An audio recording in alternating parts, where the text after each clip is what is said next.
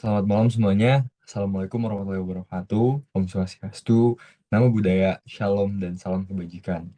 Perkenalkan, nama saya Raffi Ahmad Fadilah dengan NRP terakhir 1119 dari Teknik Material Metalurgi yang akan bertugas sebagai moderator dari kelompok 8. Pada kesempatan kali ini, kami akan mempresentasikan jawaban dari pertanyaan dosen kami yang terhormat, Ibu Dr. Anda Heni Hendrayati, MPD. Pertama-tama, mohon izin saya perkenalkan kepada kalian semua pemateri pertama kita, Saudara Yusuf Saifullah. Waktu dan tempat dipersilahkan. Terima kasih kepada Saudara Ahmad atas kesempatan yang telah diberikan. Sebelumnya izinkan saya mengenalkan diri saya. Saya Saifullah Yusuf dari Teknik Material dan Metalurgi dengan NRP 3 digit terakhir yaitu 102. Di sini saya akan menjelaskan mengenai pertanyaan tentang mengapa menulis ilmiah wajib diawali kegiatan mencari atau menemukan referensi yang kredibel. Nah, ketika kita sedang menulis ilmiah, maka yang akan dibutuhkan pertama adalah informasi yang akurat. Untuk menunjang isi dari tulisan ilmiah yang kita buat, di era untuk menunjuk ilmiah yang kita buat. Di era digital ini, berbagai macam informasi dapat didapatkan dengan mudah dan cepat. Informasi itu pun datang dari berbagai sumber dan tingkat kebenaran dari informasi yang berbeda. Oleh karena itu, referensi yang kredibel menjadi hal yang wajib dalam mencari informasi tersebut. Karena referensi yang kredibel dapat menjamin keabsahan dari informasi yang kita dapatkan. Saat kita mencari referensi sebagai bahan tinjauan pustaka pada proposal, laporan, penelitian, maupun artikel ilmiah yang akan kita tulis, tentu ada beberapa hal yang harus kita pegang untuk menentukan referensi-referensi mana yang akan kita gunakan. Mengingat jumlah referensi yang sangat banyak saat ini, kita harus benar-benar memilih dan menentukan referensi yang akan kita gunakan adalah referensi yang memang cocok dan tepat untuk rujukan tulisan kita. Dan itu adalah materi yang dapat saya sampaikan. Materi berikutnya akan dibawakan oleh Saudari Diavanka. Waktu dan debat dipersilakan. Baik, terima kasih Saudara Yusuf atas kesempatan yang telah diberikan. Sebelumnya, perkenalkan nama saya Diavanka Triayu dari Teknik Material dan Metalurgi dengan NRP 3 digit terakhir 107. Di sini saya akan menjelaskan mengenai ciri-ciri jurnal yang kredibel dan cara menelusuri referensi jurnal kredibel dengan menggunakan aplikasi Mendeley. Langsung saja, ciri pertama dari jurnal yang kredibel adalah harus mengikuti kaidah-kaidah ilmiah. Hal ini untuk memastikan bahwa jurnal memberikan manfaat yang maksimal bagi pembaca. Lalu yang kedua dikeluarkan oleh otoritas yang berkualifikasi. Jurnal ilmiah yang ingin dipublikasikan dan diakui secara nasional juga harus diterbitkan oleh lembaga yang berkualitas, yaitu berasal dari penerbit, lembaga ilmiah, masyarakat profesional, universitas, dan departemen mereka. Karakteristik ketiga dari jurnal yang kredibel adalah memiliki ISSN. Yang terpenting adalah jurnal harus memiliki ISSN atau International Standard Serial Number. ISSN mirip dengan ISBN dan diberi nomor secara berurutan. ISSN ini memiliki banyak fitur seperti memudahkan untuk mengidentifikasi beberapa publikasi jurnal. Lalu yang keempat, ditujukan untuk masyarakat ilmiah. Ciri khas jurnal kredibel adalah diterbitkan atau didistribusikan secara terbatas. Oleh karena itu, ditujukan hanya untuk komunitas akademik dan ilmiah. Dalam hal ini, komunitas ilmiah terdiri dari dosen, mahasiswa, peneliti, dan akademisi. Dan yang terakhir yaitu terdapat terbitan versi online. Majalah nasional juga membutuhkan versi online agar pembaca dapat mengakses majalah kapan saja dan di mana saja. Ini juga memudahkan mereka untuk mengunduh file jurnal nasional yang diakui dalam format PDF. Selanjutnya, cara menelusuri referensi yang kredibel dengan menggunakan aplikasi Mendeley, yaitu sebagai berikut. Langkah yang pertama ialah klik pada bagian pencarian dan ketik judul jurnal atau artikel yang diinginkan. Setelah Anda mengketik judulnya, maka akan muncul beberapa pilihan jurnal yang diberikan. Langkah kedua, kemudian tekan Enter. Setelah itu, akan muncul tampilan seperti berikut ini. Anda dapat memilih jurnal seperti yang diinginkan. Setelah Anda mengklik pada pilihan tersebut, pada Mendeley di sebelah kanan akan muncul tampilan seperti berikut. Langkah berikutnya, jika Anda ingin menampilkan atau mendownload jurnal tersebut, Anda dapat mengklik View Reference. Kemudian klik Sign In.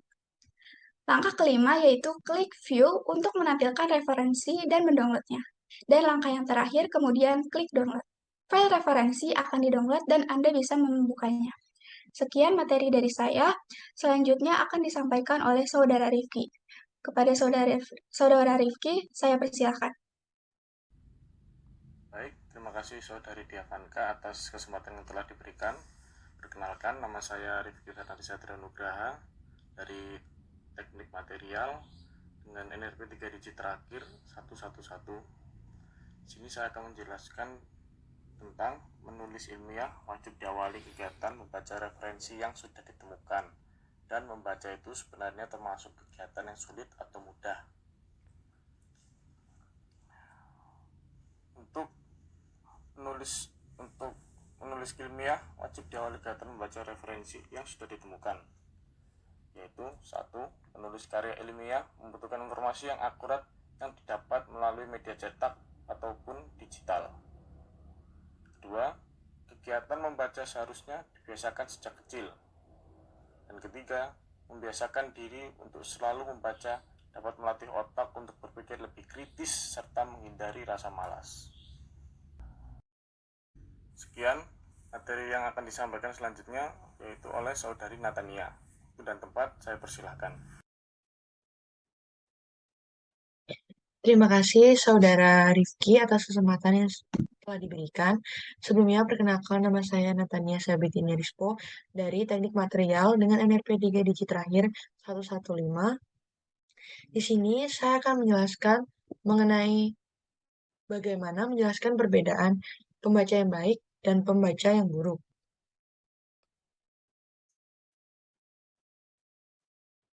Kemanapun membaca, setiap orang-orang berbeda.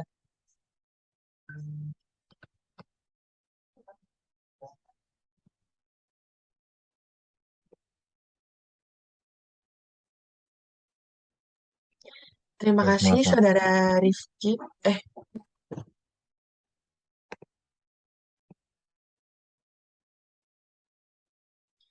Terima kasih Saudara Rifki atas kesempatan yang telah diberikan.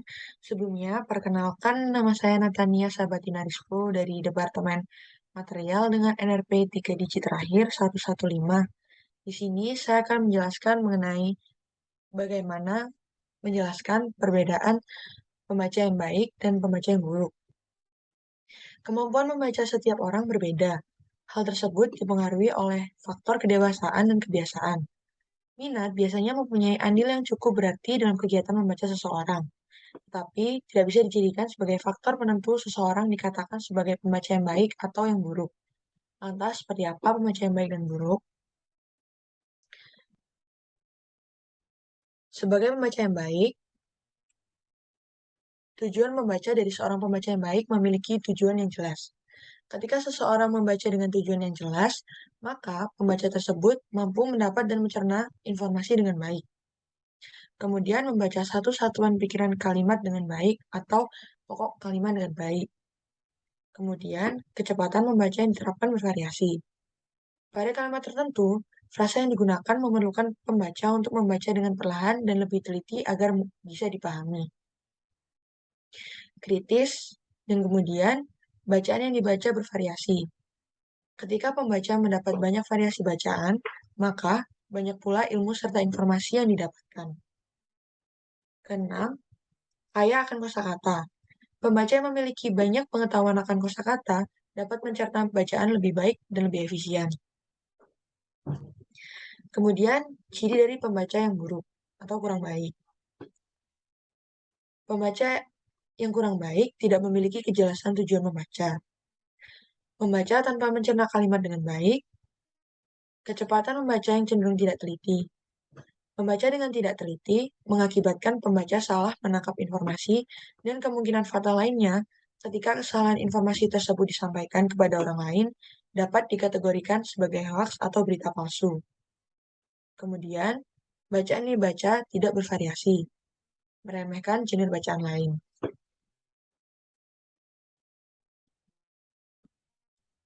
Materi berikutnya akan disampaikan oleh Saudara Ahmad.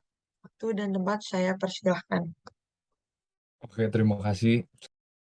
Terima kasih Saudari Natania atas kesempatannya. Pada kesempatan kali ini, saya akan menjawab pertanyaan bagaimana caranya agar kita bisa mempersepsi atau menginternalisasi bahwa membaca sebagai kebutuhan pokok, sama seperti makan dan minum.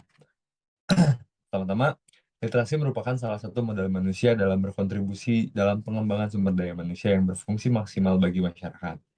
Dengan adanya budaya membaca di masyarakat yang merupakan upaya mentransfer ilmu, pengetahuan untuk menghasilkan pemikiran yang produktif. Sama halnya seperti kita membutuhkan transfer energi melalui mengkonsumsi makanan-makanan yang sehat supaya dapat mengoptimalisasi produktivitas. Kemudian selain gizi berbentuk fisik, untuk menjaga metabolisme dalam tubuh, gizi berbentuk ilmu juga tidak kalah penting untuk melatih otak untuk dapat berpikir kritis maupun menganalisis adanya masalah yang tersaji dalam apa yang kita baca. Dan kemudian tubuh dan semua alat yang berada di dalamnya berfungsi untuk menggerakkan hal-hal yang akan kita terapkan di kehidupan. Diperlukan gizi yang seimbang untuk memaksimalkan pergerakannya. Sama halnya di dalam tubuh itu sendiri terdapat bagian penting dalam pengambilan keputusan untuk mengelola semua bagian tubuh, yaitu otak. Otak sebagai otak sebagai sistem pengambil keputusan perlu gizi yang ideal melalui asupan-asupan ilmu pengetahuan melalui sumbernya, yaitu literasi, yang harus dijadikan hal yang setara seperti kita membutuhkan energi dengan cara mengonsumsi makanan-makanan yang sehat. Sekian materi yang saya sampaikan. Untuk materi berikutnya, kepada Saudara Marsha Aufa, waktu dan tempat saya persilahkan. Baik, terima kasih Saudara Ahmad atas kesempatan yang telah diberikan. Sebelumnya perkenalkan, nama saya Marsha Muhammad Aufa dari Teknik Material dengan NRP 3 digit terakhir 123. Di sini saya akan menjelaskan pertanyaan cara menyimpan atau mengelola referensi dengan aplikasi Mendeley. Pertama-tama, kita login terlebih dahulu aplikasi Mendeley.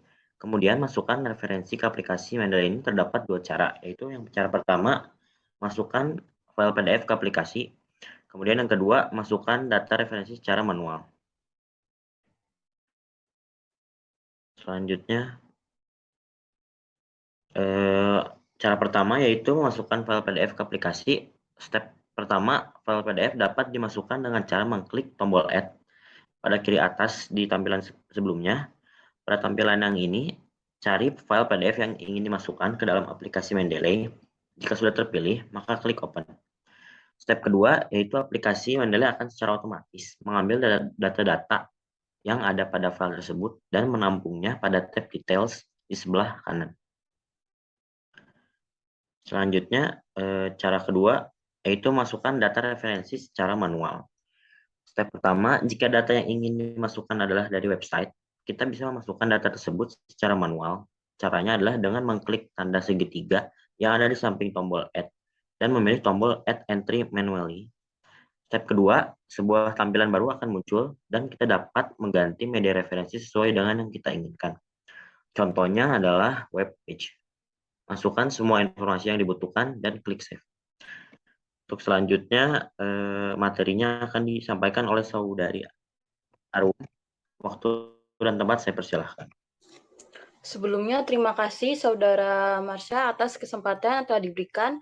Perkenalkan, nama saya Arumita Hrotoaini dari Teknik Material dan Metalurgi dengan NRP 3 digit terakhir 127. Di sini saya akan menjelaskan mengenai bagaimana praktik menggunakan Mendeley untuk menulis kutipan dan daftar pustaka di dalam Microsoft Word. Sebelum memulai membuat daftar pustaka serta kutipan menggunakan Mendeley, tentu saja kita harus mendownload software Mendeley terlebih dahulu untuk dipasang di plugin pada Microsoft Word. Kemudian buka aplikasi Mendeley yang telah terpasang di desktop untuk mulai membuat daftar pustaka dan referensi. Lalu cara untuk membuat kutipan dengan Mendeley yaitu yang pertama, masukkan data referensi.